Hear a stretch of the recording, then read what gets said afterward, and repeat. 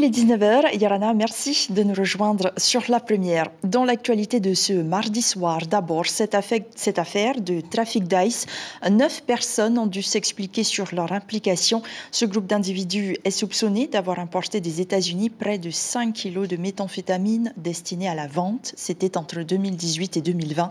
Entendu lors de cette première journée d'audience, les principaux suspects ont reconnu les faits devant les juges. Compte rendu avec Priscilla Itev et Marcel Bonneau. Dans le box, seulement la mule présumée de ce trafic d'ice. Les autres suspects comparaissent libres sous contrôle judiciaire. À la barre, le détenu reconnaît avoir transporté 700 grammes de drogue dans des enceintes de musique avant de se faire interpeller à l'aéroport de Faaa en novembre 2020 lors de son 4e voyage aux États-Unis. Un risque qu'il a pris pour ne plus subir sa précarité. Il n'avait pas de travail, son épouse non plus, il y avait des travaux à la maison. Et puis de fil en aiguille, lorsqu'on vous promet des cents et des mille, forcément, on se dit pourquoi pas. Et puis quand on fait, même si on a conscience des risques, on les tient éloignés et ça rentre très très peu en considération. Près de 5 kilos de méthamphétamine, estimés à 500 millions de francs, auront été écoulés en 2 ans par ces 9 prévenus, dont un consommateur déjà condamné il y a 15 ans, selon son avocat. Il assume totalement sa part de responsabilité, il a reconnu l'intégralité des faits, il a dénoncé les autres protagonistes, donc il s'attend à une peine lourde, importante. Voilà, donc on essaiera d'expliquer comment on peut effectivement retomber et replonger encore dans ce genre de trafic après tant d'années. Primo-délinquants, récidivistes, ces trafiquants présumés encourent entre 10 et 20 ans de prison pour vente de stupéfiants, l'ice devenu le fléau du Fénois. Et le tribunal administratif a reconnu la responsabilité de la société du groupe Degage dans l'affaire du Corsair. C'est elle qui devra payer le retrait et la dépollution du navire. Souvenez-vous, le bateau avait sombré le 9 octobre dernier. Il est depuis couché sur le flanc par plus de 30 mètres de fond. Il a également laissé échapper des hydrocarbures en mars, occasionnant une pollution dans la zone. Comme une rentrée à l'école, les nouveaux élus de la Polynésie font leur premier pas à l'Assemblée. Ils sont nombreux, notamment du côté du Taveuni-Huir Atira, qui a une large majorité, à des représentants qui n'ont aucune expérience d'élu. Alors aujourd'hui, il y avait autant d'excitation que d'appréhension. Natacha Silagi, Patrick Sing Sing. Mais je dois avoir une ligne téléphonique, mais j'ai pas en tout cas de téléphone fixe. Comme à l'école, les nouveaux représentants remplissent leurs fiches sous l'œil avisé des anciens. Issus du milieu associatif ou du monde de l'entreprise, certains étaient aussi enseignants ou juristes. Ils ne connaissent pas les codes de l'Assemblée ni son organisation administrative. Une découverte pour tous les arrivants. C'est bien de pouvoir avoir quelques informations avant d'entrer à l'Assemblée. Oui, tout à fait. Oui, bien sûr. Parce qu'on est quand même perdu quand on arrive ici la première fois. Oui, exactement. C'est une vraie rentrée scolaire un peu pour vous aussi. Complètement, c'est la pré-rentrée en fait. Donc on a récupéré nos cartables et là on nous explique un peu comment se passe l'institution, donc c'est totalement ça. On va dire que la rentrée ce sera jeudi avec l'élection de notre président de l'Assemblée. Pas de rentrée sans cartable, avec statut de l'élu et règlement intérieur. Chaque représentant s'informe. On vous a remis votre mallette, ça y est ? C'est ça, on nous a remis notre mallette à l'arrivée ce matin. Qu'est-ce qu'il y a là-dedans ? Donc tout ce qui est guide pratique pour être un bon élu de l'Assemblée. Mais c'est bien en entrant dans l'hémicycle que l'émotion est la plus grande pour les nouveaux élus. Guidés par un agent du protocole, ils découvrent leur salle de travail pour les 5 prochaines années. L'opposition est de ce côté-ci. Il y aura peut-être les 3 au milieu. La majorité sera de ce côté-ci et du gouvernement. On attend beaucoup de nous aussi. On n'a pas droit à l'erreur. Il faut qu'on soit tout de suite opérationnel. Et donc le fait de connaître de l'intérieur de l'Assemblée, je pense que ça peut être un outil formidable si on sait bien s'en servir. Chaque représentant dispose aussi de son bureau pour ranger ses petites affaires. Vous avez un casier pour ranger vos effets personnels. On ne touche pas, ça reste ici à vous. Sous le regard des habitués, la visite se poursuit. Chaque représentant dispose de 562 000 francs de crédit mensuel pour embaucher un collaborateur. Ils auront désormais la lourde tâche d'orienter le pays vers un avenir meilleur. Et parmi les élus qui siégeront dès jeudi à l'Assemblée, Nwihao Loré, qui est notre invité ce soir. Nwihao Yorana. Merci d'avoir accepté notre invitation. Vous êtes également deuxième vice-président du parti Ahere Yapurinitia. Ahere Yapurinitia qui n'existera plus dans l'hémicycle malgré les 24 000 voix obtenues au second tour. Seuls 3 élus y siégeront. On serait tenté de dire tout ça pour ça. Non, ce sont 25 000 électeurs qui ont choisi la voie que nous avons proposée. Et donc, c'est important qu'on représente ces électeurs. On souhaite que cette mandature ne soit pas une perte de temps et donc on est dans une démarche constructive. On a fait un certain nombre de propositions pendant la campagne pour changer la politique, changer le système économique et on va essayer de faire passer nos idées pendant cette mandature. Alors, comment se faire entendre, comment exister dans l'opposition, notamment chez les non-inscrits?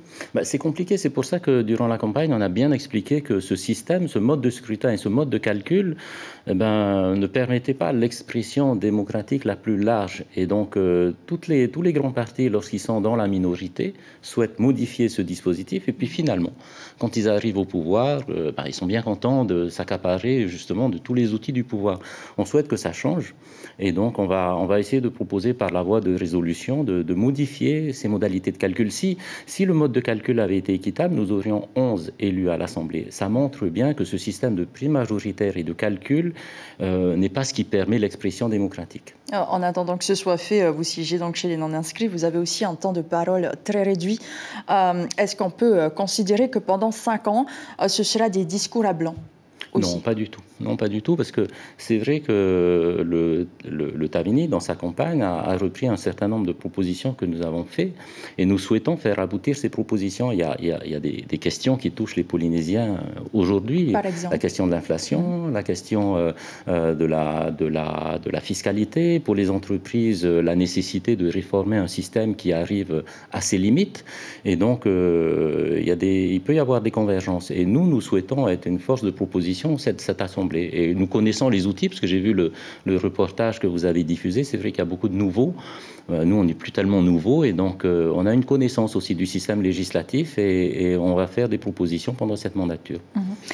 Pour revenir sur les élections territoriales, donc le Tapura vous a accusé d'avoir offert la victoire au Tavini Huir Atira en refusant de vous allier avec lui et le Amuiteira. Qu'est-ce que vous pensez aujourd'hui? Est-ce que l'accusation était fondée ou pas? Les électeurs sont libres. Il y a 25 000 électeurs qui ont choisi la voie que l'on proposait et je pense qu'il faut que le Tapura apprenne à faire son autocritique aussi.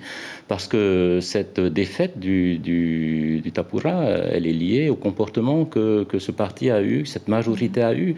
Il faut accepter de regarder ça et pas comme à l'accoutumée essayer de trouver chez les autres les explications de ses propres erreurs. Est-ce qu'il n'était pas possible pour vous d'aller au-delà de vos différends avec Edouard Fritsch pour l'autonomie? Non, ça fait presque 3 ans qu'on exprime nos différences qui sont fondamentales sur l'utilisation des deniers publics, sur le clientélisme, parce qu'il existe, il ne faut pas le nier, sur les choix politiques qui ont été faits, sur les choix économiques qui ont été faits. Donc il y a un écart énorme entre finalement cette manière de conduire les affaires du pays et les propositions que nous faisons. Nous étions finalement les seuls à proposer une rupture totale du système politique avec la limitation des mandats, les incompatibilités, c'est des choses qui existent ailleurs, qui n'existent pas chez nous. Et sur le plan économique, là aussi, il y a de vraies difficultés que notre pays va devoir affronter. C'est pour ça qu'on est dans cette démarche constructive et on espère que le Tavini n'oubliera pas aussi qu'il a été dans l'opposition et qu'il faut laisser la possibilité à chacun de pouvoir s'y exprimer. Alors justement, vous avez des points de vue qui sont assez similaires avec le Tavini Huir Atira. Aujourd'hui, donc, vous nous dites que vous serez prêt à travailler avec ce gouvernement indépendantiste? À l'Assemblée, en tout cas, c'est notre souhait. Et qu'est-ce que vous attendez du gouvernement de Moïse Broderson? Nous souhaitons qu'ils mettent en œuvre... C'est vrai que le Tavini a fait beaucoup de promesses pendant cette campagne. Et donc, il y a beaucoup de gens qui attendent la réalisation de ces promesses. Sur les promesses qui ont été faites, nous aussi, nous avons fait des propositions qui parfois sont similaires. Sur la suppression de la taxe sociale, par exemple. Par contre, le Tavini a annoncé qu'il allait augmenter la CST en contrepartie de cette suppression de la taxe sociale. Pour les salaires à partir de 600 000 francs. Voilà, nous, ce n'est pas notre proposition. Et donc, nous allons examiner toutes les propositions qui seront faites à l'Assemblée. Nous essayerons de faire aussi, nous, des propositions. Nous avons proposé de modifier le système de la fiscalité des très petites entreprises. Ça, c'est fondamental si on veut aider au développement des petites structures. Et nous allons essayer de proposer ces mesures pendant cette mandature. Un mot sur le bilan du Tapurahwil Atira. L'IOM vient de publier sa lettre concernant l'économie de la Polynésie et elle estime que le PIB devrait retrouver son niveau d'avant-crise en fonction bien sûr des résultats des élections territoriales et de la continuité. Est-ce qu'on peut dire tout de même que le Tapura a réalisé un bon travail ? Je pense que les électeurs se sont exprimés le 30 avril dernier. Ils ont indiqué qu'ils souhaitaient changer. Ça ne veut pas dire uniquement changer le système économique, ça veut dire changer la gouvernance, ça veut dire changer les comportements. Il ne faut pas oublier aussi que les prix ont considérablement augmenté depuis 2 ans et demi. Il y a quasiment 30% de la population qui vit quasiment en dessous du seuil de pauvreté. Ça, c'est une réalité aussi qui n'apparaît peut-être pas dans les chiffres de l'IOM. Et je pense que c'est ce qui a conduit tous ces électeurs, plus de 70% finalement au premier tour, à choisir le changement. Et on verra le changement que veut proposer le cabinet. En tout cas, nous, on sera présents à l'Assemblée et on sera constructifs pendant cette mandature. Pour terminer, nous vous avions déjà posé la question durant la campagne, mais peut-être que votre point de vue a changé. Si un poste de ministre vous était proposé, vous l'accepterez ou pas ? J'ai répondu, je pense, 50 fois à cette question. C'était non. Pourquoi ? Parce qu'il faut être lisible et clair aussi. Je pense que beaucoup d'électeurs ne s'attendent pas à ce que juste après les élections, finalement, il y ait un jeu de chaises musicales, on accepte tel ou tel poste. On a perdu ces élections, même si on a fait un score très honorable, et on veut être présent à l'Assemblée et faire le travail pour lequel 25 000 électeurs nous ont fait confiance. Et vous souhaitez également mettre fin à ces anciennes pratiques politiciennes ? Et changer effectivement toutes ces pratiques, effectivement. Merci beaucoup, Nouria Ouloré, d'avoir répondu à nos questions ce soir. Et à la veille de l'élection des présidents de l'Assemblée et du pays, il faut préparer les plaques destinées aux nouveaux représentants. C'est une entreprise de Tiperui qui a la charge de les fabriquer à chaque échéance électorale. 39 nouveaux écriteaux seront apposés dans l'hémicycle. Le reportage de Caroline Fari et Hubert Liao. Première étape pour l'élaboration des nouvelles plaques, l'infographie. Ici, l'opérateur choisit la police et découpe le lettrage pour inscrire numériquement le nom des élus qui sortiront sur les rouleaux de stickers avant d'être découpés. À partir de cet ordinateur-là, je vais demander à l'ordinateur tout ce qui est en noir, en fait, de le découper. Donc, j'ai tracé le contour de ma plaque de fin et le texte avec le liseré qu'il y aura. Donc tout ce qui va être en noir, c'est ce qui va rester en fait après, à la sortie de la machine, en fait, après le plotage de la machine. Deuxième étape, plus délicate, le dépiotage. On retire le superflu pour ne conserver que le nécessaire. Il ne faut pas se rater, sinon on recommence. C'est minutieux, parce que on risque de perdre un point ou une lettre. Voilà, c'est pour ça qu'il faut qu'on fasse attention. Je vous montre. Alors ça se passe comme ça. Quand il y a des points sur les i ou des accents, il faut, dans sa dextérité d'enlever le film, il faut qu'elle fasse attention pour ne pas tout enlever. Un papier transfert protège le travail avant la dernière étape. Il s'agit de coller le nouveau nom sur la plaque en plexiglas. Comme vous pouvez le voir, après le dépiotage, j'ai mis un transfert pour qu'ensuite, dès que je décolle, tout reste collé dessus. Pour que je puisse le coller ensuite plus facilement sur la plaque. À chaque élection, ces nouveaux noms. L'entreprise doit s'adapter. Cette fois-ci, elle a fabriqué 39 plaques. Là, on avait été prévenus. La communication de l'Assemblée nous l'avait dit. Bon, avec les actualités, c'est sûr qu'on était au courant qu'on allait avoir ce travail à faire. En principe, on a 48 heures à 3 jours maximum pour le faire. Donc, c'est pour ça qu'on impose des délais pour nous remettre la liste des noms. Pour qu'on ait quand même, il y a quand même 4 étapes pour une petite plaque. Il faudra encore mettre à jour le bois local installé dans le hall de l'Assemblée. Ce sera fait après l'élection de son nouveau président. Et avant la fin de ses fonctions, demain soir, Edouard Fritsch dressera le bilan de sa mandature dans notre matinale radio. Il sera l'invité café d'Ibrahim Ahmed Aziz et Carlos Natua. Édouard Fritschuk qui a présidé son dernier Conseil des ministres aujourd'hui, dans lequel il a été acté une nouvelle baisse des tarifs à la pompe, effective le 1er juin. À la chute des prix du pétrole brut à l'international et répercutée en Polynésie. Le mois prochain, l'essence et le gazole seront vendus au prix unique de 160 francs, un tarif que nous n'avions pas connu depuis juillet 2022. Du sport pour clore cette édition avec le tournoi de football des sections sportives U13. 7 équipes se sont affrontées sur la pelouse du centre technique de la Fédération tahitienne. Une occasion pour déceler les futurs espoirs, peut-être, de la discipline. Avec eux sur le terrain, Rowan Potorou et Jérôme Lee. 13 ans à peine et déjà une certaine maîtrise du ballon. L'équipe de Travo en noir n'a pas fait dans la dentelle face à une équipe des Marquises en manque de repères, en défense ainsi qu'à l'attaque. Un avantage certain pour les joueurs de Travon qui concluent sur un score sans appel de 2-0.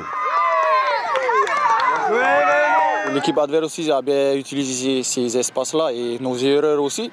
On ne va pas se cacher aussi sur ce côté-là. Mais voilà, c'est comme ça et je suis content pour eux de voir qu'ils voient autre chose parce que pour faire des matchs chez nous, c'est très compliqué. Par rapport déjà au match nul, les consignes ont été déjà au niveau du marquage et l'application au niveau des passes et surtout le jeu collectif. Il y a aussi des jeunes filles dans l'équipe. Ah oui, chez nous, à la section de Taravon, on a la chance d'avoir Veihani, qui cette année a remporté le défi McDonald's en catégorie filles et garçons. Dans l'autre rencontre opposant Taoné en rouge face à Moorea, on assiste à un match disputé avec beaucoup d'erreurs commises par les joueurs de l'île-Sœur, ce qui profite à l'équipe du Taoné et c'est sur un pénalty qu'elle remporte la victoire finale avec 1-0. C'était très serré, ils ont eu plus d'occasions que nous mais on a eu de la chance avec la main. On a eu un pénalty. Se remettre en place dès qu'on a perdu le ballon, s'écarter quand on le récupère, réduire les espaces entre les lignes et puis se faire plaisir et s'encourager et jouer. Au thème de la journée, au classement final, c'est la section sportive du Taoné qui remporte la première marche du podium devant NDA et Mahina. Prochain tournoi, ce sera jeudi pour les U15. Et c'est la fin de ce journal. Merci de votre fidélité. Très belle nuit et à demain.